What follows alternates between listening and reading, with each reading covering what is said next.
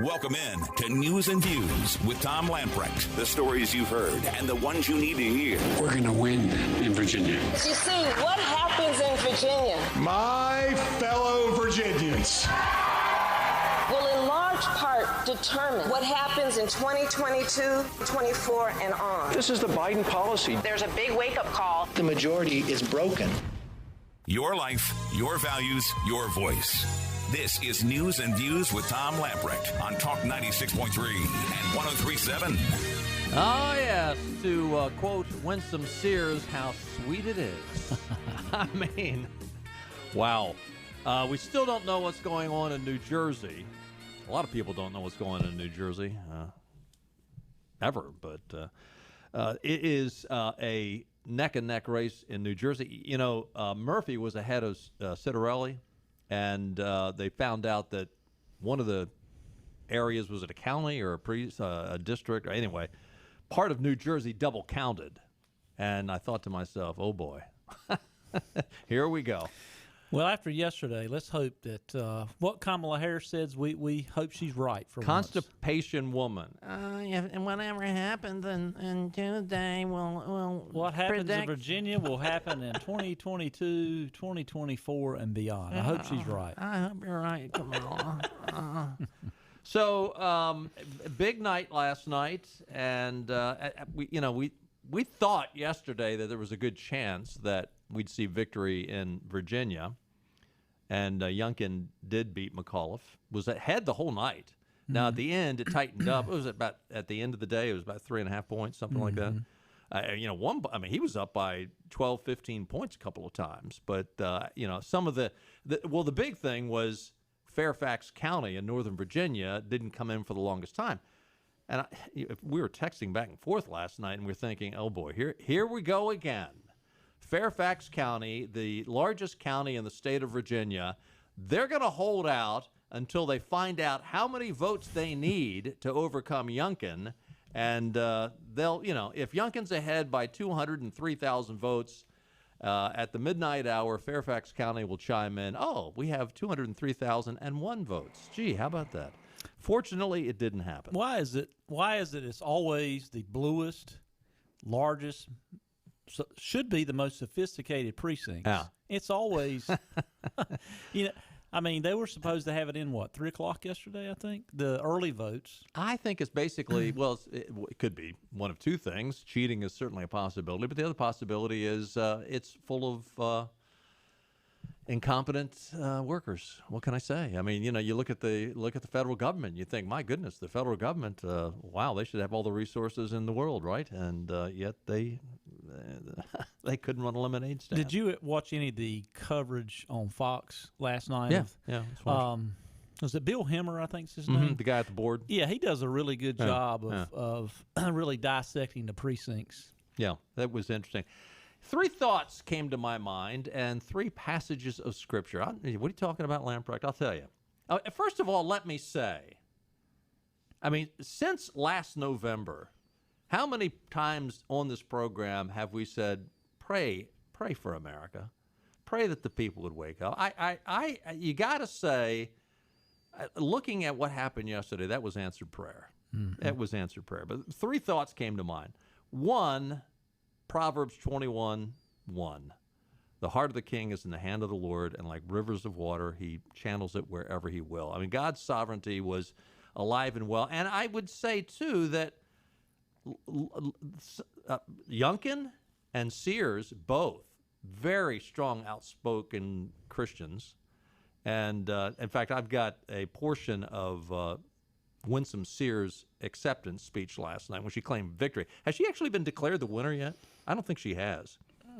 I thought she had. Had she? Was she declared herself the winner last night? Declared victory, but you mean it wasn't white supremacy at work last night? Well. No. But the other thing that I thought of was Proverbs 16:18. Pride goes before destruction, and a haughty spirit before a fall. And boy, did the Democrats fall last night, and boy, do they have a haughty spirit. Really, one of the reasons why they got shellacked as bad as they did was this, and it was, most evident up in Loudoun County and the attitudes they had in the the public schools and the school boards and all that. But you just talk about a haughty, arrogant spirit with these Democrats, and they always do this. They overplay their hand. Mm-hmm. They think, oh, we're in charge now, and so we can do whatever we darn well please, and we're going to just shove it down the throats of these people, whether they like it or not. I also thought it's too bad that, on one hand, I'm glad he can't run for re-election, but it's too bad this didn't happen when Roy Cooper was running for re-election, because I would think, he doesn't have to worry about running for re-election. Now, he might want to run for another office, but if Roy Cooper had to be running for re-election, I don't think he would be, today, I don't think he would be vetoing as many bills as he has been vetoing. I think Roy Cooper's politics, elected office is over. I mean, we can only hope. He'll be appointed to things, but I don't. We can only hope. There'll have to be some time between COVID and his responses in North Carolina and running for another office. I think, but could be wrong. But those Democrats, the usual suspects, they show up and get appointed to this and that. Oh yeah, and, yeah. It's like a lousy football coach. They always somehow get another gig. The third thing I thought of, though, is 1 Corinthians 16:13. Be on the alert, stand firm in the faith, be men of courage, be strong. And what I'm saying there is, guys and gals, inevitably, conservatives have a big victory like last night, and we go back to sleep. Yeah. We think it's like the Atlanta Braves who beat the Houston Astros last night. It's over. We won the World Series. Hey, this is great. We don't have to do anything until spring training next week. I guarantee you that the hoi polloi in the Democratic Party are already gotten together and they're already strategizing. What do we do? How do we win from here? How do we rebuild from here? And when I'm talking about grassroots now, folks, we got some good victories and we have some good people in place. But boy, you can't go to sleep. You can't say, now I can go on vacation. I mean, this isn't a baseball game. This is a chess match that will never be over. This is a lifelong chess match.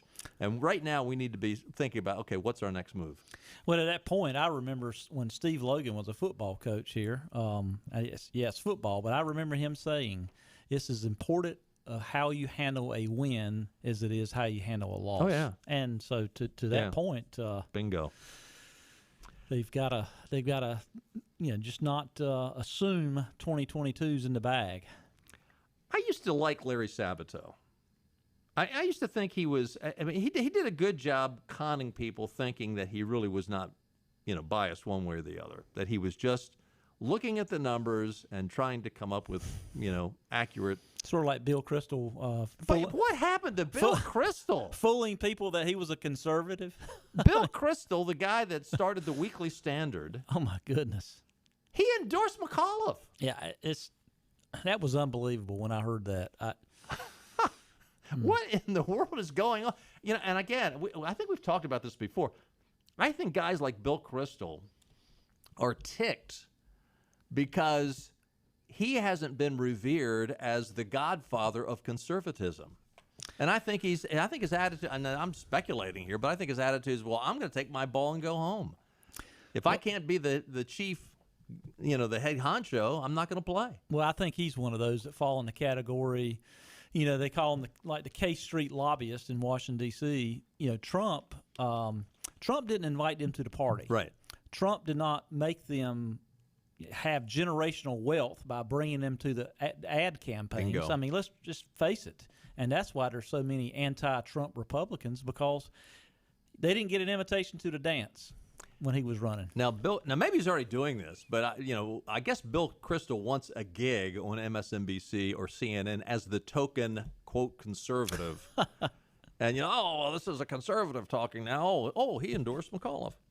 There's absolutely no way that you can profess to have any conservative principles at all if you say you supported Terry McAuliffe. Yeah, I mean the guy is right out of he's a Clinton.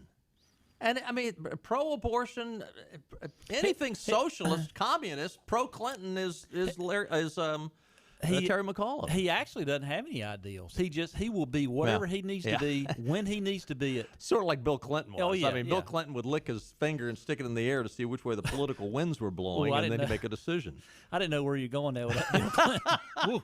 Okay. But agreed. Cut 3, Clark. Larry Sabato. Now, again, I think he's shown his true colors, but boy, he didn't mince words last night. What do you think the story is here tonight thus far? The story is, I'm not going to call it a blowout because we don't have the final numbers, but I will tell you somebody in high up in McAuliffe's camp who was there with McAuliffe put it this way to me about an hour ago. It's a bloodbath. And it was. It was. But, playing devil's advocate here and saying not so fast. I haven't analyzed. I might deny it if I get a chance because I like analyze numbers because I'm a geek that way. But, it's not a presidential election. Right. And the turnout numbers. In Virginia, they were really good. Yeah. Now, it wasn't good as the presidential, but compared to other gubernatorials, it was 3 million. I think 4 years ago it was like 2.8, and 8 years ago it was like 2.2 million. But if you believe the percentages, although the turnouts were not necessarily the same, but if you believe the percentages and you look at math and put that to the total population, even the percentages in the red counties was a much bigger sweep for Youngkin than Donald Trump. Yes. And then in the clear blue precincts, I mean, it was 10, 12, 15, 20-point differences. Well, and if you looked at the state of Virginia map, the counties, in terms of, how many counties are there in Virginia? It's probably a little less than North Carolina, I'd say 75, just a guess. Well, if the 65 were won by Youngkin. Now, granted, I understand McAuliffe won the major counties. Although Chesterfield County outside of Richmond, it's 95. Is it really? Yeah, okay. 95. Well, if it's 95, Youngkin won 85. I mean, it's just all red with a few small splotches of blue. But the liberal media, a.k.a. MSNBC and CNN, man, they went nuts last night. And, oh, my gosh. That's putting it mildly. I know liberals have always played the race card, but my gosh, is it getting old. Yeah, they played it so hard last night, and they have been. The Democrat Party has been. I honestly can't see how just a reasonable person that's not, there's a percentage of the population, just like percentage of population Republicans. Anything could happen, and they're going to vote Democrat. And there's some Republicans that way. But outside of those type people, this cannot be playing well with independents and moderate Democrats at all. I mean, it's a joke. This whole racist, white supremacy type thing is an absolute joke that they keep repeating over and over and over again. And I think in Virginia, I mean, it's almost like the people were saying, we don't want to hear that crap. Yeah. But they won't listen. My hunch is, and we'll probably never know this for sure, but my hunch is there were people in yesterday's election in Virginia who had never voted Republican before. For the first time, they said, I've had enough. And again, the arrogance of the Democrats have just pushed people too far, and they've said, well, you said enough's enough. I'm not going to, I refuse to be chastised and manhandled and ridiculed, and frankly, I'm sick and tired of being called a racist. And plus, the Democrats didn't listen. How many people have you known in your career? Well, maybe you fit this category that kind of ignored politics, but when it affected your kids, how many people never were interested in politics at all until something affected their kids at school and they decided to run for school board? Right. And that's what was happening in Virginia, and the Democrats were tone deaf. They were just not listening. They're not coming back with reasonable arguments. This is cut one. This is MSNBC's Nicole Wallace, and basically she came out last night and said this whole critical race theory is total fiction. The old it's a dog whistle, total fiction, and yet these idiots believed it. I think we know the answer to some of this. I watched Glenn Youngkin's interviews on Fox News, and he did nothing that Claire's. He did not. I mean, he worshipped at the altar of Donald Trump on Fox News. He flew an insurrection flag at his rallies. He simply didn't.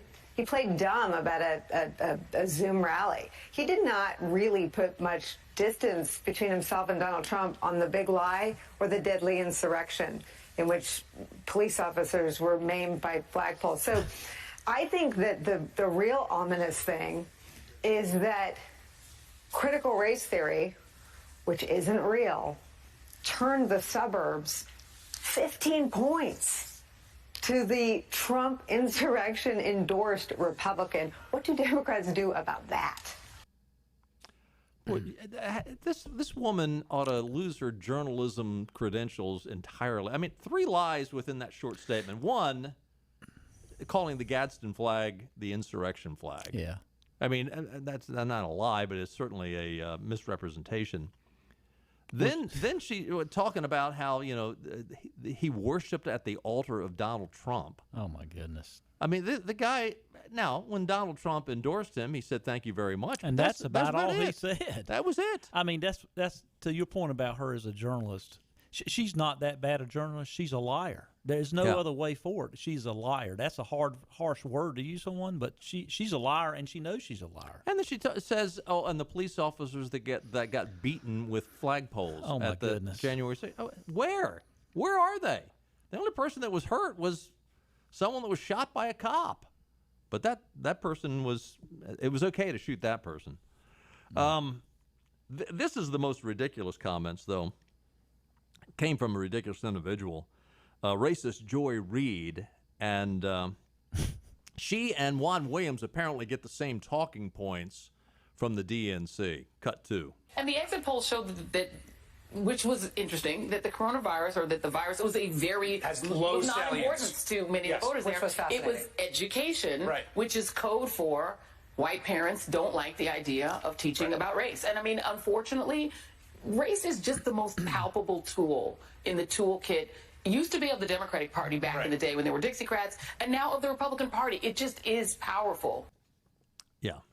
So education is a code word for white supremacy. What an idiot.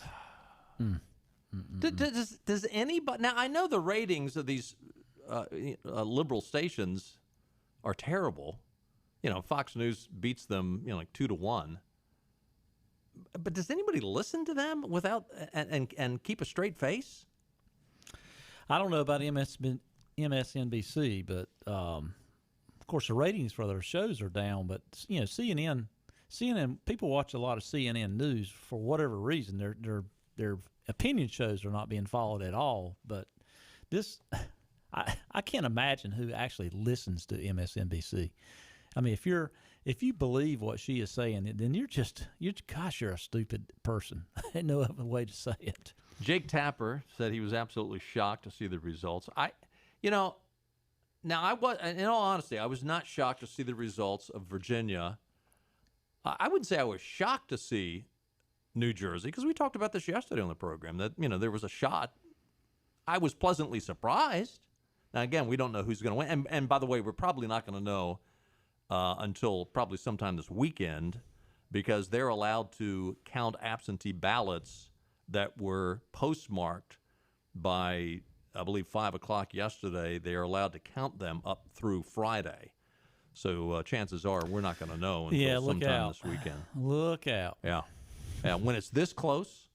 And again, that's what Newt Gingrich said about the Virginia race. If this is going to be down to the wire this close, the Democrats will steal it. Yeah, you're right. I don't know, Jack Citarelli, I don't know how many attorneys he has up there with eyes on the Board of Elections, but boy, I'd get somebody over there quick. I would really like to know how many in New Jersey went and voted just for whoever was against Murphy, the Democrat, because, I'd actually never heard of the Republican in New Jersey, Citarelli? Jack Citarelli? Yeah, I'd never heard of him. I really hadn't. I know, but most people haven't. He's a businessman. He's got a background. He was also an assemblyman in the state legislature, I believe. But I mean, that should not have been. I mean, the polls were like 15, 20 points just a couple of weeks ago.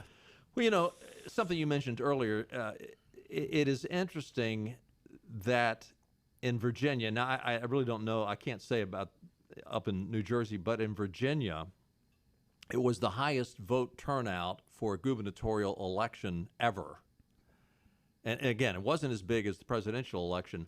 But, you know, normally you would say to yourself, well, the enthusiasm for the Republicans is a lot greater. The Democrats was not that great, and thus the Democrats just didn't come out and vote. Well, they did yesterday. They did come out and vote yesterday. But the problem is they didn't vote for their guy. Right. They voted for Youngkin. And it's really going to be interesting, you know, to see the detailed follow-up how independents voted. Because, this really is going to be a indicative. Kamala Harris is, you know, a broken clock is right twice a day. Kamala Harris was right when she said this will be an indicator to what happens in 2022 and 2024. I think she's right. I bet that was not scripted.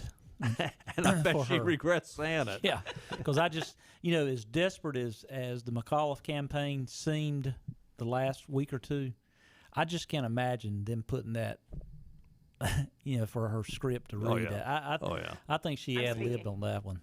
Well, and the very fact that, look, last night when I was watching. Could have been planned. When I was watching the returns, my wife and I were watching, and it was probably about 10:30 and I was looking at the results, and I'm thinking to myself, well, if McAuliffe were to win all the rest of the votes in Fairfax County, it would basically just tie. Mm-hmm. And so I'm thinking, why aren't they calling it for this guy? But I knew that Youngkin had won about 10:30 because they had on the TV screen shots of the two places where they're going to have, you know, the election results parties. And you saw Youngkin, and it was packed. You saw McAuliffe, and there was like two people there, and popping the balloons because they didn't have anything else to do. And I told my wife right then and there, I said, Youngkin's won. Well, McAuliffe's people have gone home. As you know better than I do, those campaign people that are close to the campaign, and most of the time the people there in those rooms, they're pretty close to the campaign. They know the numbers better than any news network. Yeah. I mean. Yeah. But again, getting back to the media, wanting to blame, the Joy Reids of the world, it's all about racism. This is a bunch of racists. Democratic National Committee Chairman Jamie Harrison, he was the latest to accuse Youngkin of using a racist dog whistle. And the critical race theory, we just want to teach children about black history. No, you don't. This is Marxist propaganda. And the irony that you would embrace critical race theory, which is racist, in that you're judging people by the color of their skin, and yet the only reason the Republicans won was a bunch of racists. And I'm thinking to myself, has any of these idiots noticed that Winsome Sears is black? Yeah. Hello. She's from, is she from Cuba? Jamaica, yeah. Unbelievable. Came here as a kid. I mean, that's an American dream story. Well, we're going to have some of her speech in a little bit. We got to take a break, but it was one of these speeches when I was listening to it. I literally, I don't want to sound overly emotional, but it's one that brings tears to your eyes because it's a great story. We're going to share a little bit of that with you when we get back. And we're on location at one of my favorite places in the whole planet because this is some of the best food you're ever going to eat in your life. We are at Nino's on Red Banks Road in Greenville. It's one of my hangouts. It's one of the places that I love. I got my friend Pietro Pasalacqua. How'd I do? You did great.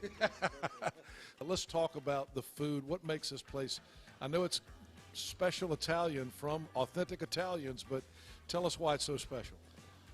Because everything we do, it's really what we came up on the menu from what we did at home, from my grandparents, my parents.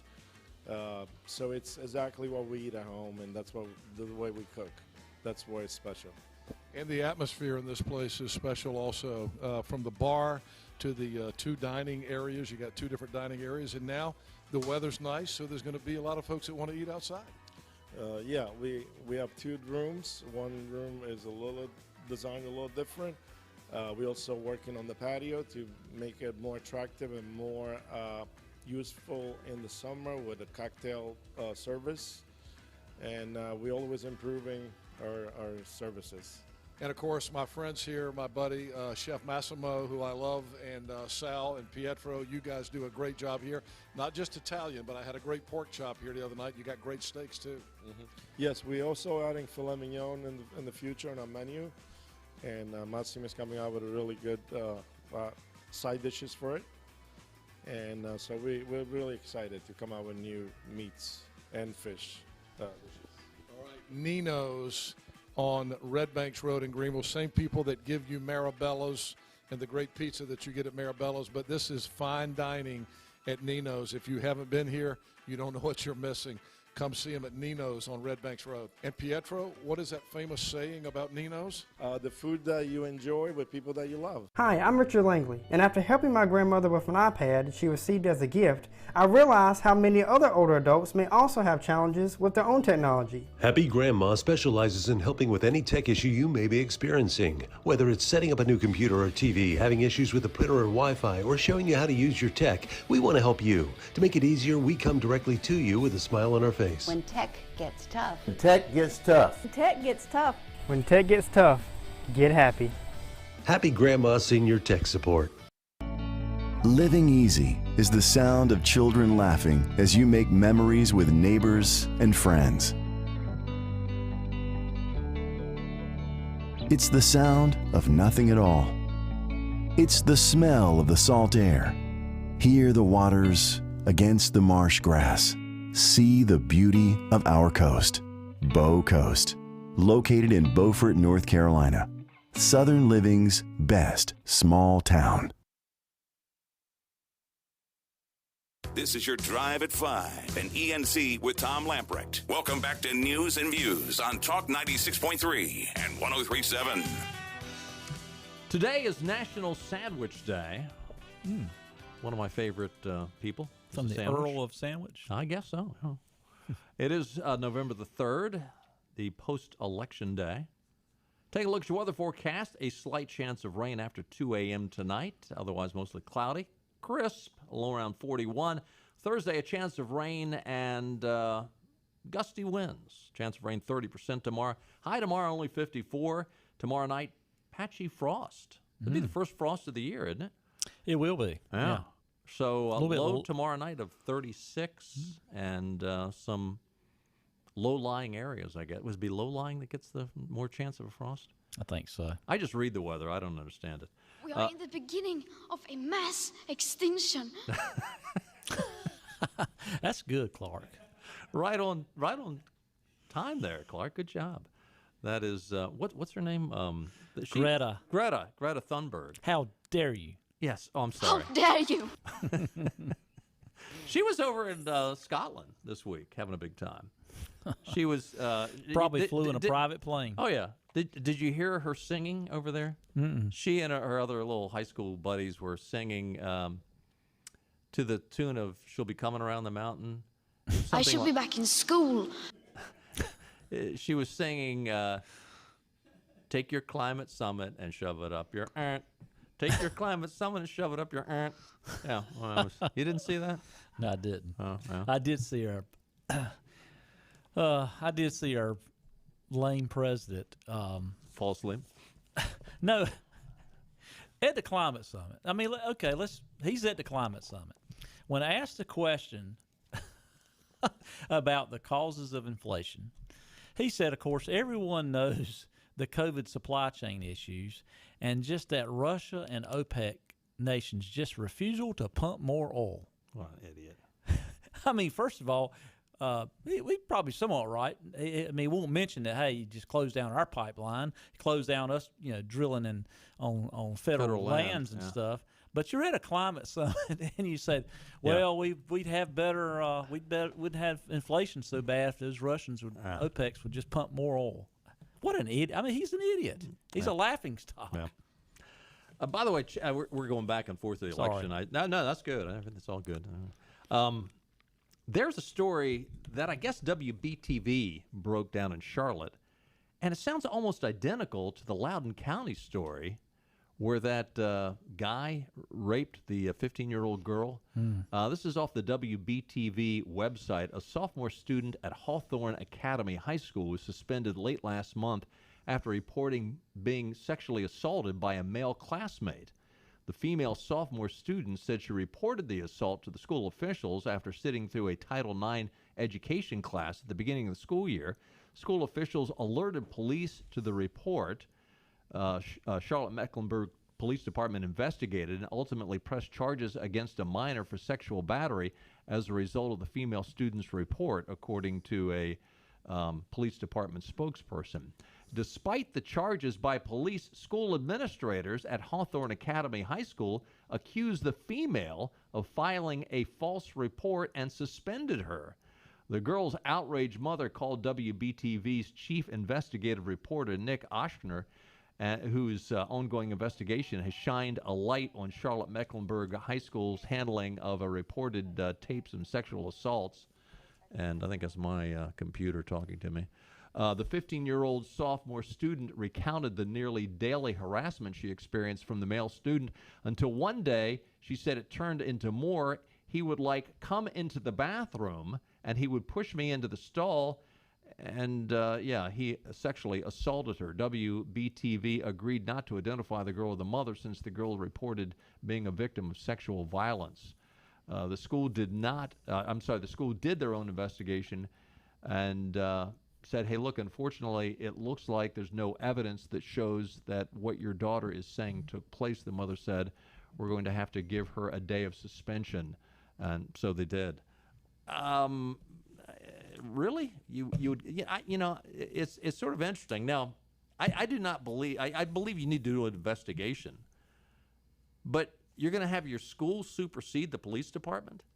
Yeah, well, I've got boys, you've got girls, but teenagers will lie. Yeah, oh, sure. I mean, they will lie. But anytime there's something... They will? Do they really? Yeah.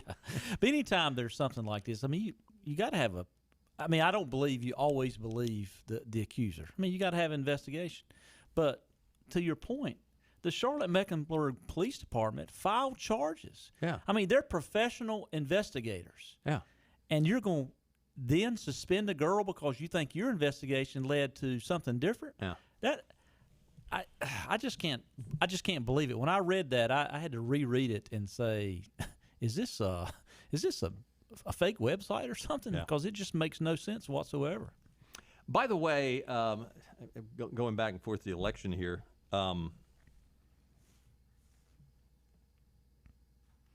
we got some possible breaking news, maybe.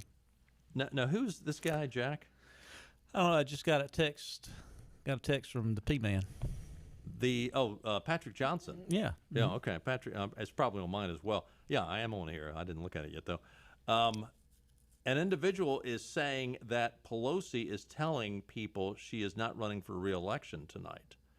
She doesn't want to be tied to the 2022. So she's not going to resign. She just perhaps will announce tonight that she's not going to run for re-election. How old is the old gal? Gosh, she's got to be 80. Easy. Yeah. I mean, sometimes, until the last few months, I used to say I thought she was more senile than Biden, but I think 81. Oh, thank you. Wow. So she's had some surgery. White House Chief of Staff. Oh, you think? She's had her face lifted so many times she breathes through her belly button. White House Chief of Staff Ron Klain is on a tweet spree today. This morning, he attempted to salvage Biden's socialist Build Back Better agenda. Quote, this is what he tweeted, quote, on status, the inability of Democrats so far, at least to deliver on the promises Joe Biden made last year, is an unforced error. The months of infighting and sausage making must come to an end. We must pass these two historic bills and then explain what they will do to create jobs, cut taxes, and help working families afford the essentials. As our latest public opinion research shows, voters don't know what's in the bills, and what they think they know, they mostly don't like. So in other words, the White House is doubling down, and they're not saying, man, we are total screw-ups, and the public does not like anything we do. It's all about misinformation. They don't have the right information. And had we passed these two bills, we would not have gotten the shellacking we got. I got news for you, bud. They do know what's in the bills, and that's why you got the shellacking that you got. Well, can you imagine what, they make this big deal, and they supposedly had a meeting at the White House, last weekend before last, between Biden and Manchin and maybe Schumer and Pelosi. But anyway, when Biden is at press conferences, a few times he's in public. He is as prepared as you can get, Joe Biden. That's he is. Not much, but as best you can. Yeah. But can you imagine what he's like behind closed doors in actual negotiations? He's probably in the corner snoring, eating his ice cream cone. Yeah, why someone's actually part of the negotiations. He didn't have the mental faculties to pull a deal together. No. No way. By the way, in other political action, Democrat Eric Adams up in New York City is the new mayor. He defeated the Republican candidate Curtis Sliwell.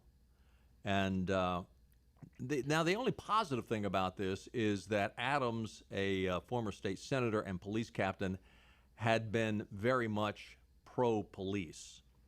So it's going to be interesting to see if the police force can hang on and get around de Blasio's vaccination mandate. Will the new mayor, Eric Adams, rescind the vaccination mandate for the police department? He was pretty high up in the police department, right? I think he was the... Was he the chief? I don't know. He was a police captain. Maybe he wasn't the chief, but he was like captain. A career guy, I think. Yeah. And his whole campaign was basically about crime. Yeah, and he was pro-police. And now listen, the reason why the Democrat won in New York City, the ratio of Democrats to Republicans 7-1. Yeah, Republicans not winning. Yeah. How did?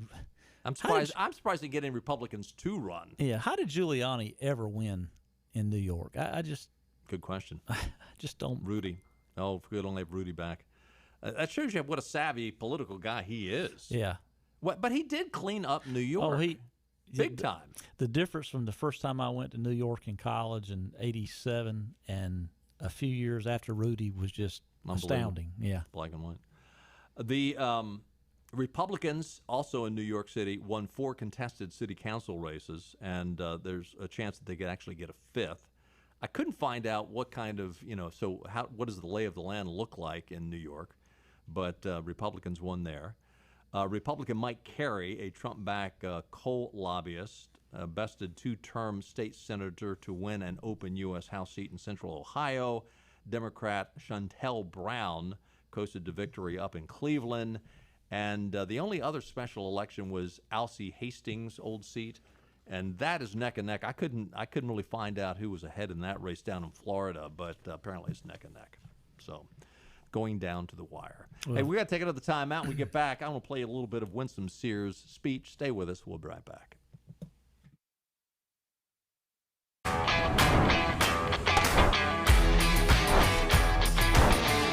Your trade is in high demand. That means your trade-in value has never been hotter. Get to Greenville Toyota now. We'll pay more for your trade than ever before. Get cash on the spot, even if you don't buy from us. At Greenville Toyota, where our volume saves you money.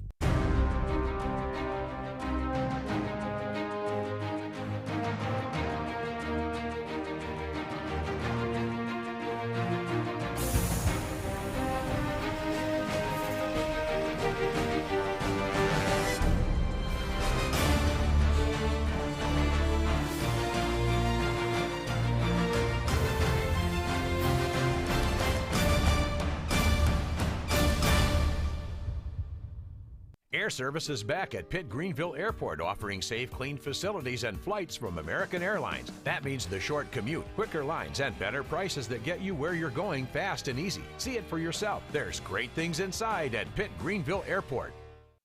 Sawyer's Fun Park in Winterville is now open. With over 40,000 square feet of family fun, daily money-saving deals, and a full-service restaurant, Sawyer's Fun Park is guaranteed to have something the whole family will love. Test your ninja skills on our 2-story obstacle course or head over to one of our 5 rock walls and race your friends to the top. And when you've worked up an appetite in our laser tag arena or our one-of-a-kind ropes course, grab a table over at the restaurant and try our world-famous Southern Monster Fries. Reserve your spot today at SawyersFunPark.com and come join in on the fun. My name is Dr. Neeti Armistead, Chief Medical Officer for Vidant Health. The following simple steps will help keep you and your community safe. Stay home as much as possible, wear a mask when out in public, avoid large gatherings, practice social distancing, and wash hands often. It's also important not to delay needed care. Vidant has taken important steps to provide you and your family with a safe environment. Learn more about COVID-19 and Vidant's response. Call 252-847-8000 or visit vidanthealth.com/COVID-19.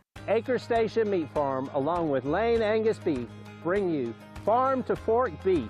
Stock your freezers now with affordable beef boxes, just in time for the grilling season. Farm to Fork Beef brings quality local beef to your family. From your traditional butcher shop, Acre Station Meat Farm. Come on down to Acre Station Meat Farm and find out why we're #1 in fresh cuts and friendly service. Acre Station Meat Farm, Highway 32 North, Pinetown.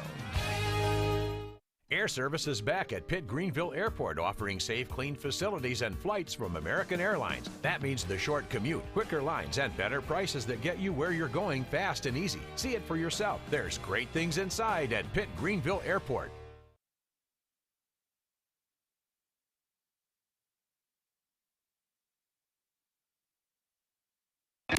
You never know when the news will break, but leave us on and you will. I think we want to see more details right now on Talk 96.3 and 103.7. Welcome back in. Trying to figure out who controls the House of Delegates up in Virginia. It looks like the Republicans will control it. And it looks like from yesterday, Republicans won 50 seats in the Virginia House of Delegates. Democrats, 47. And 3 undecided seats. So perhaps it could end up being a tie, but they're saying Republicans are ahead. And these numbers are just from an hour ago. It looks like Republicans will win at least 2 of those seats. So it'll probably be the House of Delegates will be controlled by Republicans. I don't see anything on the Senate in Virginia. I think the Democrats will continue to control the Senate. I'm not absolutely sure. But Youngkin won the governor's race. Sears won lieutenant governor. And there's a new attorney general who he won beating the incumbent. And what's interesting about that is the incumbent has been on the wrong side of the issues. In fact, there was a story out from last week. The Democrat attorney general, a guy named Mark Herring, was defending a bill that the Virginia House of Delegates and the Senate, and signed by Ralphie Boy Northam, the Human Rights Act, it was called. And basically, you talk about a nanny state. The Democrats in Virginia passed legislation dictating to you who you could hire or not hire for babysitters. And I'm not kidding. This bill stipulated that you could not go out and ask for, if you were Jewish, a Jewish babysitter. If you're a Christian babysitter. You could not have any religious limitations to who you would hire to watch your kids. What business is it of the state legislature and Ralphie Boy to sign and pass such a unbelievable? Honestly, when it's your kids, I think everything's off the table. Yeah. I mean, it's none of the government's business what I feel like what's right for my kids. These are the same people that say, don't stick your head in my business a couple of decades ago, and now they want to tell you who you got to hire for a babysitter. Back to Virginia. Virginia has 40 Senate seats, 21 Democrats, 19 Republicans. And they've all decided, it's done. So all we got to do is and what's going to really be interesting now, in Virginia, now granted, I don't know, we're in North Carolina, they're in Virginia, but how many of the Democrat senators will suddenly say, maybe I shouldn't be so quick to vote along party lines. Well, we talked about it in the break. I mean, a lot of political experts have said the last couple of presidential, really since probably President Obama, that Virginia now was, no longer a purple state, it's a blue state. And I kind of tended to agree with them, but last night that defeats that. Because, they control the House, they have the governor, and just two seats to flip on the Senate. That's not easy, but that's doable. Here is Winsome Sears. We can't play the whole thing because we're out of time, but here's Winsome Sears from last night in her acceptance speech.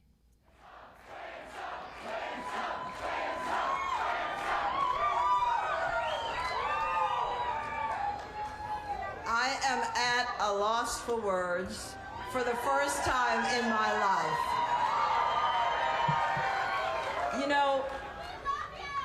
I love you too. I'm here because of you. I'm here because you voted for me. I'm here because you put your trust in me. That's the only reason I'm here. Thank you. Thank you.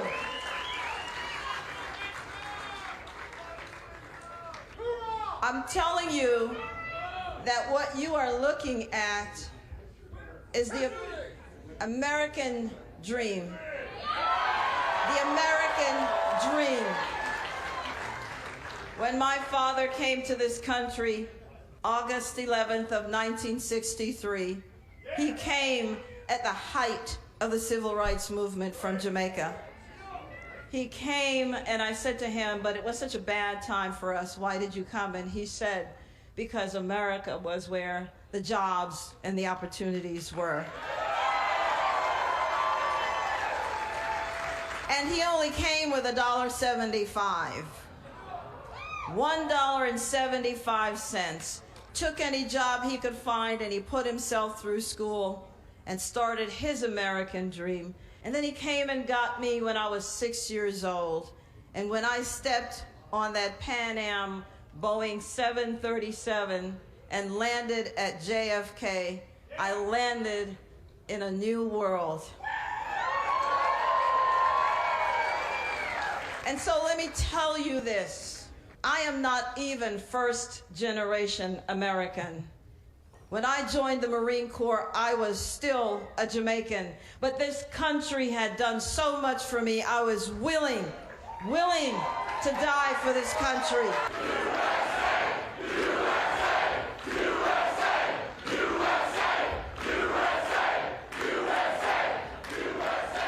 And so I say to you, there are some who want to divide us, and we must not let that happen. They would like us to believe we are back in 1963 when my father came. We can live where we want. We can eat where we want. We own the water fountains. Keep her up a minute. We have had a black president elected not once but twice, and here I am, living proof.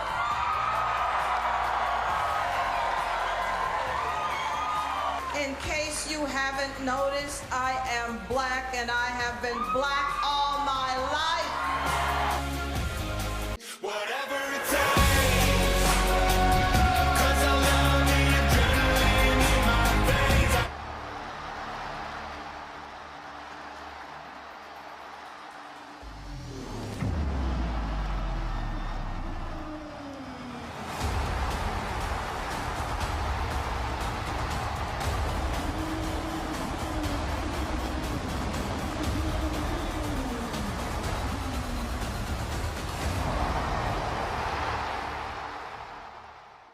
We're on location at Fabric and Home Furnishings, and I'm back with my friend Lisa Pendry. And Lisa's been telling me about all the great renovations that have been going on here in the store, and I've been looking around, and it looks fantastic. Tell us what you've done here. Well, we've knocked some walls down, we've painted, we've added some new vendors, lots of new exciting things going on. So we're making room for everybody to get what they need to transform their homes. Looks fantastic in here. Last time we talked, you were saying that you were able to deliver a lot faster than most other furniture stores. Is that still the case? It is. It's changed a little bit, but we're still looking at around 8 to 10 week delivery, and we do sell our floor samples right off the floor. All right, we always say that Fabric and Home Furnishings is more than just a fabric store. So tell us what the more is all about. What when people come in, what should they expect? Well, we love to get to know our customers. I have the best crew I've ever had, and everybody on my team is an interior designer. So we offer in-home design service, which we always have, but now they can each come out to your home after they work with you in here, figure out what's going on in your residence or your commercial property to pull it together and help you make everything beautiful. You got great folks here. I do. I can tell you, I haven't gotten to know them. It's like a family when you come in here, and everybody gets along well, and you can tell that these guys and gals really know what they're talking about when it comes to interior design. They do, and that's really what makes us different. We offer complete in-home design service. We don't charge a by-the-hour fee. It's a flat one-time fee. We work with you in here, in your home, in your business, and help pull everything together. All right, it's more than just a fabric store. Fabric and Home Furnishings in Arlington Village. Come see this lady. She's fantastic. Fabric and Home Furnishings. Come see the renovations here in Arlington Village. And thank you for the visit today. Thank you, Henry. All right, you got to come see what they've done in the store here on Arlington Boulevard in Arlington Village.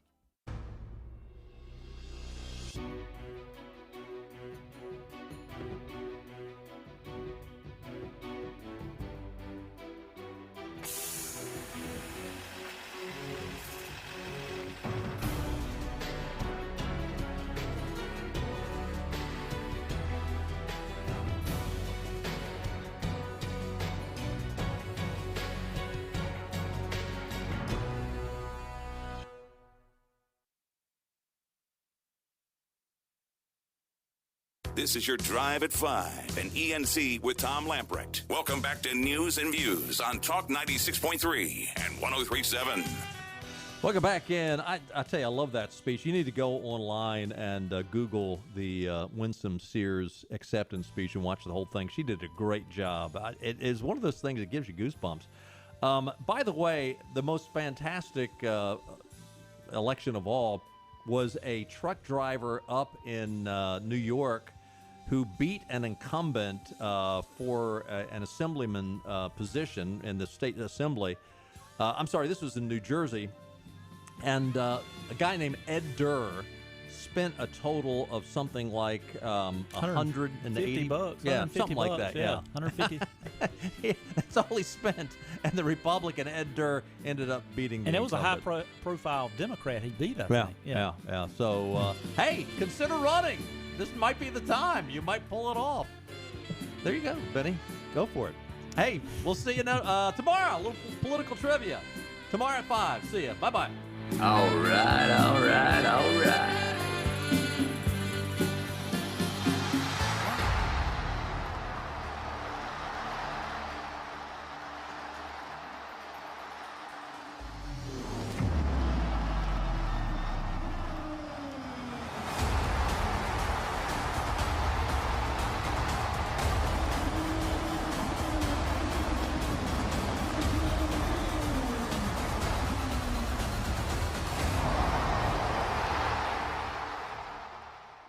We're on location at Fabric and Home Furnishings, and I'm back with my friend Lisa Pendry.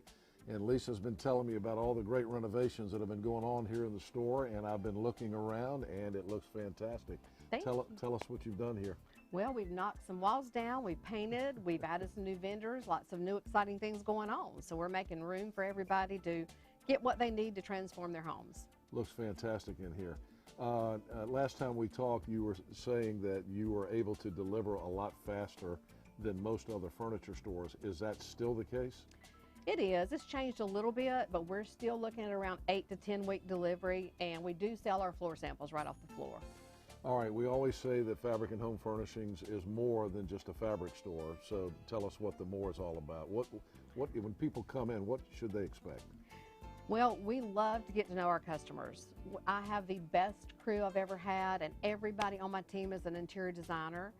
So we offer in-home design service, which we always have, but now they can each come out to your home after they work with you in here, figure out what's going on in your residence or your commercial property to pull it together and help you make everything beautiful. You got great folks here. I do. I can tell you, I haven't gotten to know them. It's like a family when you come in here, and Everybody gets along well, and you can tell that these guys and gals really know what they're talking about when it comes to interior design. They do, and that's really what makes us different. We offer complete in-home design service. We don't charge a by-the-hour fee. It's a flat one-time fee. We work with you in here, in your home, in your business, and help pull everything together. All right, it's more than just a fabric store. Fabric and Home Furnishings in Arlington Village. Come see this lady. She's fantastic. Fabric and Home Furnishings. Come see the renovations here in Arlington Village. And thank you for the visit today. Thank you, Henry. All right, you got to come see what they've done in the store here on Arlington Boulevard in Arlington Village.